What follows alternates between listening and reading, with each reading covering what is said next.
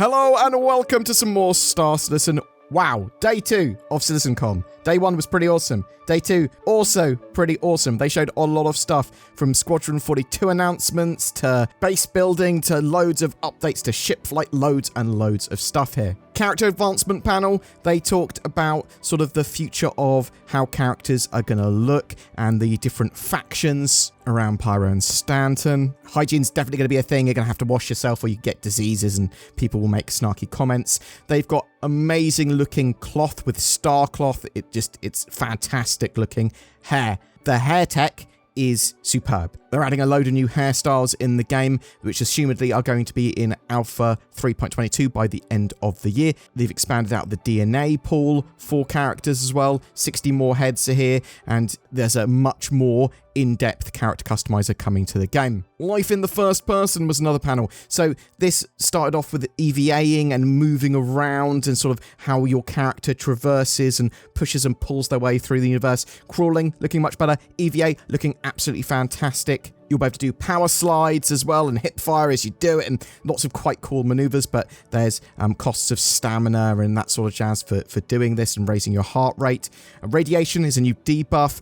You'll have a radiation detector at the bottom left of your HUD, and if your radiation shielding is not appropriate enough, you're going to take lots of health damage very quickly. They're building out loads of quite interesting player interactions and usable interactions. NPCs and players both be able to interact with the terrain and doors and buttons and all this sort of stuff, and it'll be very tactile. Takedowns are going to be a thing. When you're attacking someone, you come up behind them, you take them down. The first few times you do it, it's going to be pretty hard. You're going to be struggling to do it, but the better you get it, the more you do it, you'll do it quicker and quieter, and you can do contextual takedowns as well using the environment. Something that was quite exciting, they showed restraining, so cuffs for hands and legs. Obviously going to be very useful for bounty hunting, but also just generally stealth stuff. You've taken someone out, you want to bind them and then chuck them in a dumpster or something. They showed off some FPS pinging, which will allow you to see things through walls potentially, or just on your sort of radar, beep, but it will spike your emissions. Weapon wear and dirt's very much going to be a thing and will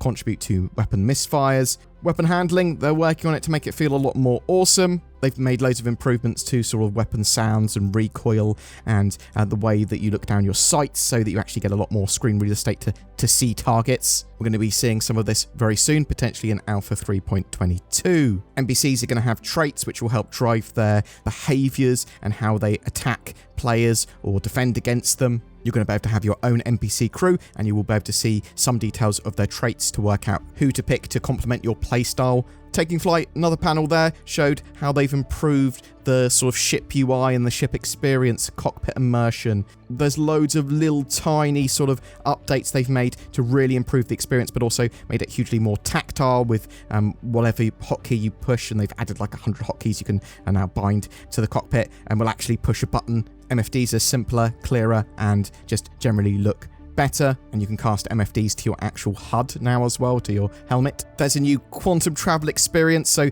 when you're accelerating up to quantum, that's a hands-on experience. You've got to stay within your sort of quantum corridor, otherwise you could damage your ship components and you'll be pulled out, and your IFCS will take a few seconds to recover and sort of spin you out of control. Once you've got up to your sort of speed and you're through the acceleration period, then you can actually go hands off. You can quantum boost, which is a short range sort of quantum acceleration jump, so not too far, and it's very much hands-on, but you can do that in any direction, or you can do it to a waypoint and you will actually be pulled to the waypoint. They've been improving AI combat as well, sort of having traits drive them, but also they're not perfect sort of players, the AI. They are very much going to be occasionally making mistakes, and there's going to be lots of different types based on the ship that they're using with their styles and tactics and how they evade. They want longer times to kill, especially in ships that are larger, like Idris battles. They want them to be epic. Large ships should have a large health pool, and sometimes you're going to want to specifically target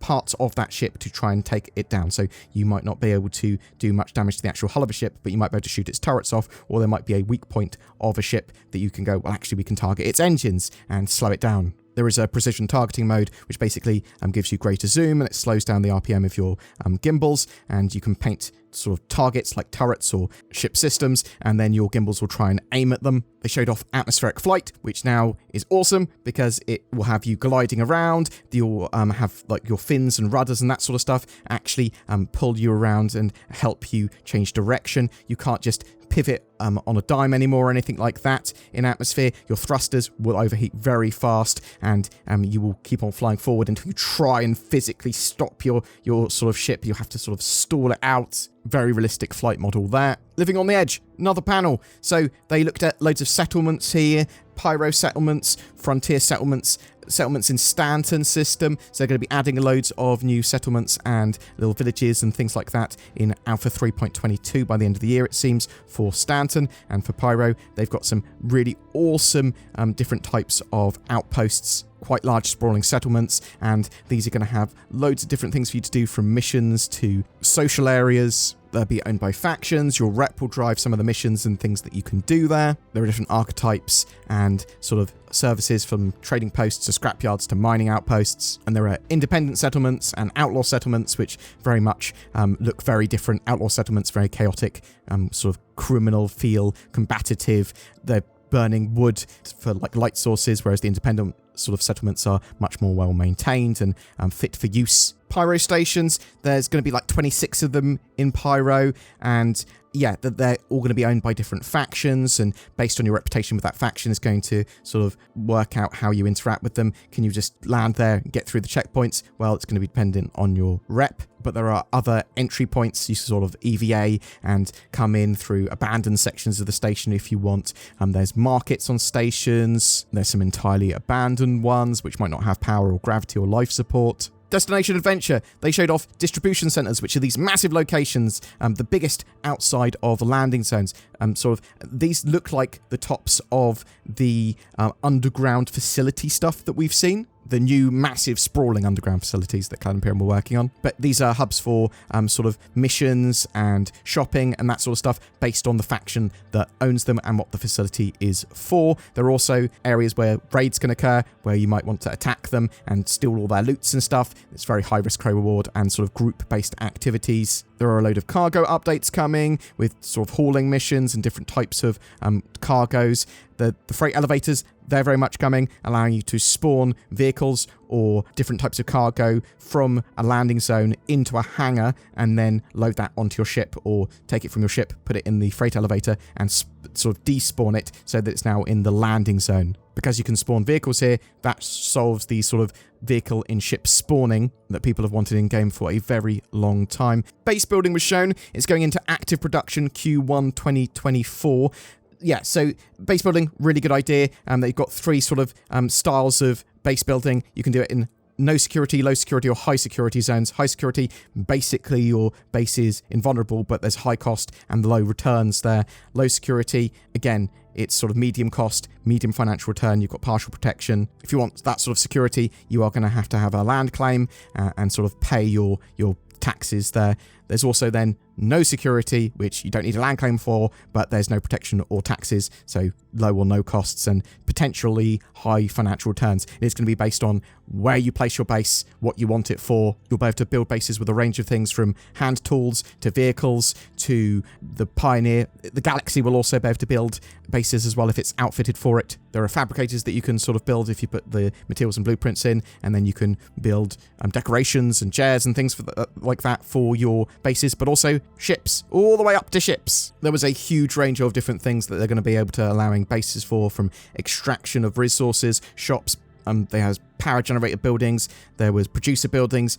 You'll be able to build lots of different defenses as well. You'll have to get blueprints from shops. You'll have to get materials from however you want to gather your materials, and based on the type of base you want to build, yeah, you can do it effectively solo, just running around, doing it with a cargo trolley and a surveyor tool, all the way up to massive buildings that you can potentially build with the Pioneer. In the closing ceremony, they went, boom, Squadron 42 is feature complete now. We can't promise a release date, but here, have some new trailers and have a look at where the game is now. We are just polishing it. That's the idea. We're polishing Squadron 42 now, and once it is ready, once it is dialed in enough, we will release it. It is in the final sort of phase now before general optimization. And wow, the Squadron 42 stuff they showed and the different trailers and in-game stuff they showed was absolutely mind-blowing. The emotional range of characters, they look fantastic. The blood, sweat, and tears stuff, now applied to all of the old characters, makes them look awesome. And they're going to be bringing all that Squadron 42 stuff that they've shown into Star Citizen, hopefully in the near future. Pretty much all they showed throughout CitizenCon, they said would be in-game within 12 months. I'm not sure if that is also related to Squadron 42's release, but it may be. And as we all know, plans from CIG, they're not always perfectly accurate or come true. I think that was an amazing CitizenCon, jam-packed full of stuff over those 2 days, and some amazing stuff that they showed, some amazing announcements. Did they give a Squadron 42 release date? No, but they showed and did not tell so much.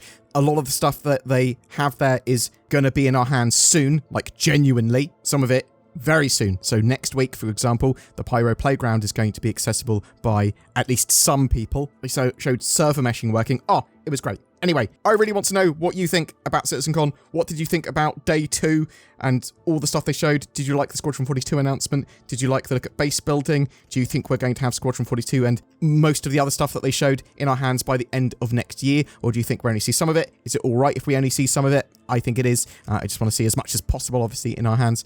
Yeah. Are you now much more happy about the project, or are you still like, well, it's still going to be many years before it's actually finished, Star Citizen, right? And I just want more now, and it's still going to be slow. Whatever your thoughts, I'd love to hear from you in the comments below. Do you like using your eye holes for extra immersion in Star Citizen and help aim and do some cool stuff? Well, you can with Tobii Eye Tracker 5, which is on sale at the moment. This gives you native high-precision head and eye tracking in Star Citizen. Very cool for general immersion, for combat both in ship or on foot. They are absolutely fantastic pieces of kit, and both Zin and I have one. Use the links below to grab one for 15% off or to find out more. What the hell are you? It's nordvpn.com/BoredGamer, enabling you to minimize your presence on the internet, almost like a cloaking device. It also allows you to hunt out the best TV and movies and shopping deals by changing your region. It prevents big internet from gathering and using your personal data. There's even a data breach scanner and meshnet for your own remote private network included. When Zin asked, what's the Predator movie got to do with NordVPN or CitizenCon or Star Citizen, I said, what's any of our NordVPN ads got to do with anything? Grab yourself NordVPN in the links below for a seamless, secure internet experience. Every month we have a Star Citizen ship giveaway. For October 2023, we are giving away a Constellation Phoenix. This luxury multi-crew ship can be used as a mission runner, an explorer, a base of operations, and more. It comes with a luxury P-72 Archimedes snub, as well as the Lynx rover, allowing you to have on and off planet excursions. Just comment on any of my videos made during the month to be in for a chance of winning that. This is the bit of the video where I appeal to you to try and join the channel memberships and give us money. We have a load of you that are Patreons or have become YouTube channel members with the join button under my videos, and that goes a huge way in helping the channel and enabling us to make daily Star Citizen news entertainment. But there are a load of other ways to help us, liking, commenting, sharing these videos. That helps the channel grow. Thank you for watching to the end. Please get involved in the comments section, and I hope you have a great October.